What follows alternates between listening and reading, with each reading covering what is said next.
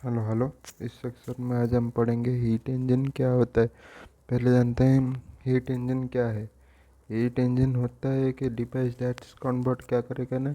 Heat engine एक device होता है जो कन्वर्ट करेगा किसको ना, मैकेनिकल ही हीट एनर्जी को मैकेनिकल इंजन एनर्जी में कन्वर्ट करेगा। हीट इंजन एक डिवाइस होता है जो हीट इंजन निकल रहा है उसको हम मैकेनिकल एनर्जी और वर्क डन में कन्वर्ट करता है। इन्हें साइक्लिक प्रोसेस में जो वर्क डन हो जाए वो क्या करेगा ना, उसको फिर मैकेनिकल एनर्जी में कन्वर्ट करेगा। वो मैकेनिकल एनर्जी फिर से क्या करेंगे ना, फिर से साइक्लिक के तरफ फिर से बैक प्रोसेस में जाकर फिर से लग जाएगा और वो हीट से फिर से बाहर फिर मैकेनिकल एनर्जी में कन्वर्ट होगा। इन साइक्लिक प्रोसेस में क्या होगा ना, जो चेंज इन इंटरनल एनर्जी है वो जीरो होता है, क्योंकि ना वो इनिशियल और फाइनल इनिशियल पॉइंट पे डिपेंड करता है। जो स्टेट पे गया था वही स्टेट को आता है, तो उसका जो चेंज इन इंटरनल एनर्जी जो साइक्लिक प्रोसेस में है वो जीरो ही होता है। ओके, चल समझते हैं हीट इंजन का प्रिंसिपल क्या होता है।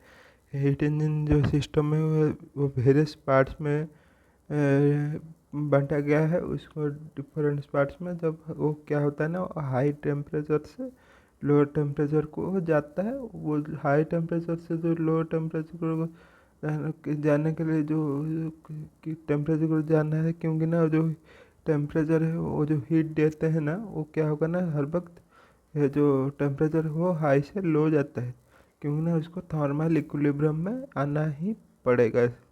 थर्मल इक्विलिब्रियम को आने के लिए जो हाई टेम्परेचर से जब वो लो टेम्परेचर को जाएगा तो क्या करेगा ना, जो इंजन है वो एक क्या करेगा ना, वर्क करेगा।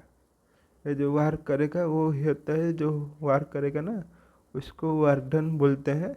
जो हाई जब टेम्परेचर हाई से लो जाएगा तो क्या होगा ना, एक वर्क डन करेगा, जिससे वो सिस्टम जो हो ना, जो इंजन वर्क करता है वो ऐसे ही जो सिस्टम वर्क डन करेगा। जैसे में पिस्टन में जब क्या होगा ना, जब पिस्टन घूमता है तो गाड़ी का व्हील घूमता है, और जो स्टीम इंजन होता है वो ऐसे ही चलता है। ओके, हीट इंजन वैसे ही वर्क करेगा। हीट इंजन को चलो समझते हैं हीट इंजन के बारे में। पहले सोर्स होता है जिसका टेम्परेचर सर्वोच्च ज़्यादा होता है, वो T1 होता है। और क्यों उसमें क्या होता है ना, Q1 में उनका हीट देते हैं।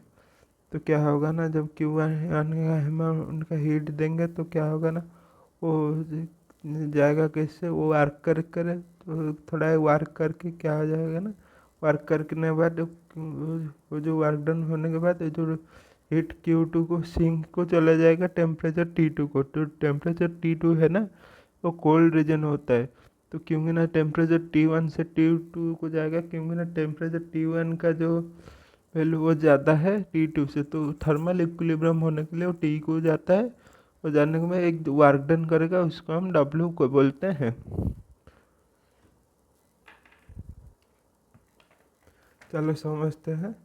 बहुत जो होता है हीट इंजन का जो बहुत सारा पार्ट का विषय में, पहला होता है source is the hot receiver, वो होता है हाई टेम्परेचर में T1 में होता है। Sink is the heat reservoir और लो टेम्परेचर में होता है और उसका वैल्यू T2 होता है। वर्किंग सब्सटेंस, जो वर्किंग सब्सटेंस में जो स्टीम इंजन जो होता है ना, वो क्या होता है ना, जो उसको मैकेनिकल जो सिस्टम का जो पिस्टन को आगे पीछे करने के लिए जो मैकेनिकल वर्क परफॉर्म के लिए जो सब्सटेंस यूज करते हैं उसको वर्किंग सब्सटेंस बोलते हैं। जैसे कि हम जानते हैं स्टीम इंजन में स्टीम वर्क के तरफ वर्किंग सब्सटेंस के तरफ में व्यवहार होता है, यूज होता है, क्योंकि ना स्टीम इंजन में जो वर्क करते हैं वो वैसे ही वर्किंग सब्सटेंस की तरफ यूज होता है। ओके, स्टीम इंजन में वर्किंग सब्सटेंस स्टीम ही यूज होता है। जब हम देखो यहाँ पर कहीं आने, यहाँ एक पिस्टन है, यहाँ एक सिलेंडर है, एक सिलेंडर है, तो जहाँ पर हम जब यहाँ पर steam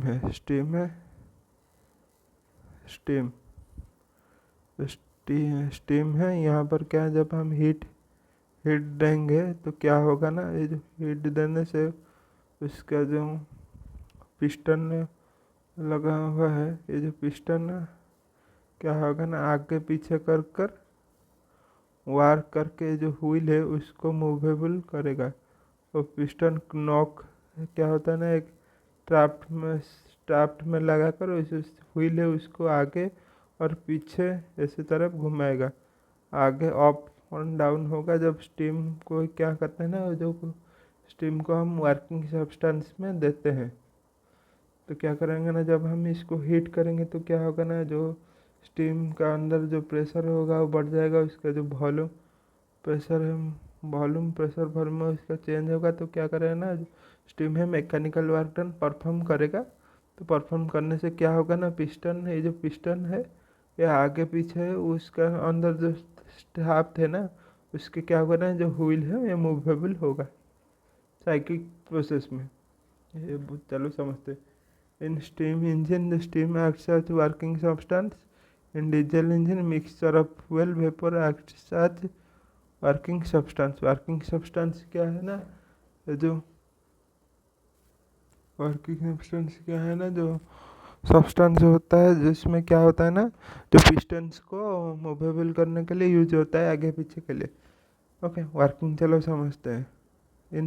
working in steam engine क्या होता है, steam acts as working substance. वैसे ही डीजल इंजन में क्या होता है, मिक्सचर ऑफ फ्यूल वेपर और एयर होता है, जिसमें हम इसको हम डीजल इंजन जब हम इसको जो बर्न कर देंगे ना, जब एक इंजेक्टर देकर जो हम इसको क्या करेंगे ना, जब हम एक फोर्स देकर जब हम जो इंजेक्टर को ऑन कर लेंगे तो क्या होगा ना, उसमें जो डीजल होगा स्पार्क होकर वो जो फ्यूल वेपर है ना, डीजल मिक्सचर ऑफ जो फ्यूल है ना, वो क्या करेंगे ना, वो वर्किंग सब्सटेंस कर आर्ट करके उसके अंदर जो मैकेनिकल वर्क है उसको परफॉर्मेंस करके जो पिस्टन को उसको आगे पीछे कर कर उस पिस्टन को चलाएगा।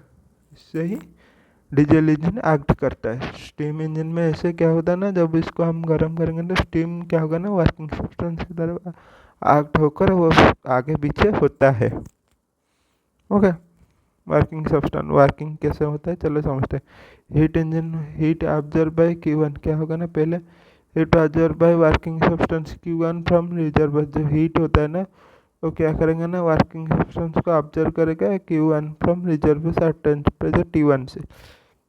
T1 हीट जब ऑब्जर्व करेगा at temperature T1 undergo cyclic process, it release process and release into cold reserve. जब वो क्या करेंगे ना, जब Q1 जब वर्क कर कर वर्क डन परफॉर्म कर कर क्या होगा ना, जो टेम्परेचर T1 से वो कोल्ड रिजर्वर टेम्परेचर T2 को चला जाएगा, उसका इक्विलिब्रियम थर्मल इक्विलिब्रियम होने के लिए। उसमें जो वर्क परफॉर्म करेगा ना उस साइक्लिक प्रोसेस में, वो वर्क डन होता है। हाँ होता है। और जो टेम्परेचर T2 में जो हीट निकलता है उसमें जो Q2 का अमाउंट का, टेम्परेचर 2 में जो Q2 का अमाउंट का हीट रिलीज करता है। तो क्या होगा ना, जो परफॉर्म किया ना जो एनर्जी, उसमें क्या होगा ना, चेंज इन टेम्परेचर जो हीट होता है वो वर्क डन ही कन्वर्ट होता है। जो change in heat Q1 Q2 convertible क्या होगा ना, वर्क डन होगा। जो Q1 से Q2 जो हीट चेंज हुआ ना वो मैकेनिकल वर्क में कन्वर्ट हुआ। जैसे कि क्या होता है ना, जब हम देखते हैं एक डैम में क्या होता है ना, जब हम डैम में वाटर फ्लो करते हैं तो क्या होता है ना, समटाइम वाटर जब high reserve to low reserve flow करता है तो उसमें क्या होता है ना, टरबाइन घूमकर उसमें क्या होता है ना, जो वार के एनर्जी सृष्टि होता है। टरबाइन घूमकर जो एनर्जी सृष्टि वार होता है उसमें वार्क होता है। और जो वो क्या होता है ना, उसके बाद जो वाटर है ना वो नीचे को चला जाता है। वैसे ही हीट को फ्लो कर कर हम एक हीट इंजन कर सकते हैं। और उसके बाद वो हाई हीट इंजन फ्लो कर सकते हैं from higher temperature to low temperature, और हायर हीट भी टू लोअर हीट को ऐसे ही चला जा सकता है। उसके बाद क्या पढ़ेंगे चलो। उसके बाद when working substance engine cylinder moving, example क्या होता है ना, when the working substance engine cylinder with moving piston transfer into, जो वर्किंग सब्सटेंस जब सिलेंडर में होता है उसके बाद जब हम हीट हम देते हैं ना तो क्या होता है ना, जो पिस्टन वर्क करके वो क्या होगा ना, जो हीट सिंक को और चला जाता है Q2 अमाउंट का हीट सिंक को चला जाता है, क्योंकि ना उसका जो थर्मल इक्विलिब्रियम है T2 जो कम है उसको, T2 ज़्यादा है उसको थर्मल इक्विलिब्रियम करने के लिए T1 से T2 चला जाता है, और एक सिस्टम जो होता है ना सिलेंडर में वो वार्क करता है। वो किस में वार्क करता है, जो पिस्टन लगा गया है एक शाफ्ट में ना, शाफ्ट से क्या होगा ना वो आगे पीछे होकर जो व्हील है उसको घुमाता है, ये होता है, ऐसे ही काम करता है। और नेट अमाउंट जो हम जाने थे, नेट अमाउंट ऑफ हीट कितना ऑब्जर्व हुआ, del D Q, change in heat from Q1 to Q2 according to first law of thermodynamics. क्या जानते हैं, D Q equal to D U plus D W. D U from cyclic process में क्या होता है, zero होता है। इसके बाद क्या होगा ना, जो डी यू साइक्लिक प्रोसेस में वो जीरो होता है। डी यू जो साइक्लिक प्रोसेस में जो चेंज इन हीट होता है, वो इंटरनल एनर्जी जो होता है ना, चेंज इन इंटरनल एनर्जी वो जीरो होता है साइक्लिक प्रोसेस में। तो क्या होगा ना, D Q equal to D W, D Q equal from higher temperature to higher heat temperature to lower. इसको हम ऐसे लिख Q1 to Q2 equal to from work done कितना, from final work done to initial work done zero था, और final work done W आया। इसके बाद क्या होगा ना, उसके बाद क्या होगा ना, नेट अमाउंट ऑफ हीट जो ऑब्जर्व हुआ वो कहाँ किस में कन्वर्ट हुआ, वर्क डन में कन्वर्ट हुआ। जो हीट क्या होना, Q1 minus Q2 equal to W। So क्या हुआ ना, नेट अमाउंट ऑफ हीट जो ऑब्जर्व हुआ ना, वो जो हीट ऑब्जर्व होता है वो वर्क डन में कन्वर्ट होता है कर जो पिस्टन जो होता है ना, work done by the engine होता है। जो इंजन एक वर्क करता है, जिससे क्या होता है ना, जो शाफ्ट में जो व्हील लगा है वो व्हील आगे पीछे होता है। ये हीट इंजन का काम है। इसके बाद चलो हम इसका एफिशिएंसी समझते हैं। हीट इंजन जो होता है ना, उसका एफिशिएंसी क्या होता है। एफिशिएंसी ऑफ हीट इंजन होता है कि ना, efficiency of heat engine is the ratio of the work done in to input heat. Work done जो होता है ना, वर्क डन W जो हीट देता है, और वर्क डन बाय जो हीट देते हैं Q1 उसका efficiency of heat engine. Efficiency of heat engine क्या होता है ना, efficiency of heat engine, efficiency of heat engine क्या होता है ना, it is the ratio of the work done to input heat and input work done to the input heat. Efficiency इसको हम ईटा से डिनोट करते हैं, और इसको हम ऐसे लिख सकते हैं, work done divide by Q1। Input heat जो Q1 देते हैं, उसके बाद हम इसको लिख सकते हैं Q1 बाई Q2, और इसको हम ऐसे लिख सकते हैं Q1 by Q2 equal to Q1। उसके बाद दो पार्ट करने से 1 बाई Q2 बाई Q1, और उसको टेम्परेचर में लिखने से इसको हम लिख सकते हैं 1 by T2 minus T1। Q2 को T2 और Q1 को T1 से लिख सकते हैं।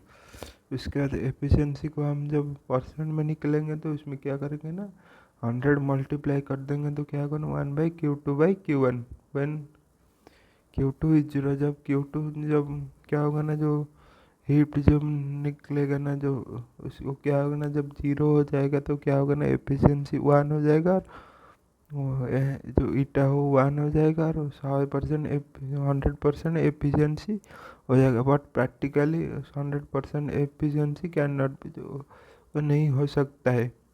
ये होता है ना limited of achieve, it is a limited of second law of thermodynamics का ये लिमिटेशन है। सेकेंड लॉ ऑफ थर्मोडायनामिक्स जितना वार्क होता है वो 100% क्या होता है ना, कन्वर्ट नहीं हो पाता है एनर्जी को कुछ अमाउंट का जो हीट है वो रिलीज होता है, तो सिस्टम जो है 100% एफिशिएंसी नहीं हो पाता है।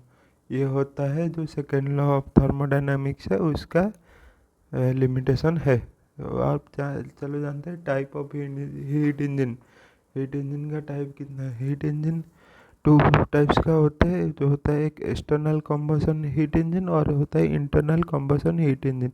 एक्सटर्नल कम्बसन हीट इंजन में क्या होता है ना, जो कम्बसन होता है, जो सब्सटेंस है ना, जो वर्किंग सब्सटेंस वो क्या है जो कंबसन करता है उस सिलेंडर का जो बाहर से करता है सिलेंडर का जो आउटसाइड जो सिलेंडर का बाहर में होता है, लेकिन इनर कंबसन जो कंबसन इंजन हो वो जो क्या होता है ना, जो बर्निंग जो होता है ना, बर्निंग जो होता है ना वो होता है जो सिलेंडर का मेन सिलेंडर का अंदर वो होता है। कंबसन होता है जो मेन सिलेंडर का अंदर होता है। इंटरनल कंबसन इंजन में क्या होता है ना, जैसे बाइक में क्या होता है ना, जो थोड़ा थोड़ा जब स्पार्क देंगे तो क्या होगा ना, जो उसका अंदर जो होता है ना वेपर, डीजल वेपर होता है और पेट्रोल वेपर होता है, क्या होगा ना इससे कंबसन होकर जो वर्किंग सब्सटेंस है डीजल वेपर, क्या होगा ना इससे जो क्या होगा ना पिस्टन आगे पीछे मैकेनिकल वर्क परफॉर्म करेगा। लेकिन जो स्टीम इंजन होता है ना वो क्या होता है ना, एक्सटर्नल कंबसन का जो इंजन होता है वो क्या करेंगे ना, इसमें जो होता है ना जो पिस्टन का बाहर से क्या होता है ना इसका कंबसन होता है, जो वर्किंग सब्सटेंस जो स्टीम है वो क्या होता है ना जो वो क्या होगा ना जो सिलेंडर का बाहर से ये कंबसन होता है और पिस्टन को आगे पीछे कर कर वो जो उसके अंदर जो लगाया गया शाफ्ट है उसके उससे क्या होगा ना सिस्टम जो व्हील है उसको रोटेट करेगा पिस्टन आगे पीछे होकर। एक्सटर्नल कंबसन में क्या होता है ना, जो फ्यूल कंबसन होता है वो पिस्टन का बाहर से होता है। इंटरनल कंबसन में क्या होता है ना मेन सिलेंडर का अंदर होता है, लेकिन एक्सटर्नल में तो आउटसाइड ऑफ द सिलेंडर होता है। एक्सटर्नल में जो एग्जाम्पल स्टीम इंजन होता है, इंटरनल में जो होता है वो होता है इंटरनल इंजन। कंबसन इंजन में जो होता है ना वो डीजल इंजन और पेट्रोल इंजन होता है। Thanks you. हमारे चैनल आपको अच्छा लग रहा है तो प्लीज़ मेरे चैनल को लाइक शेयर और सब्सक्राइब कीजिए।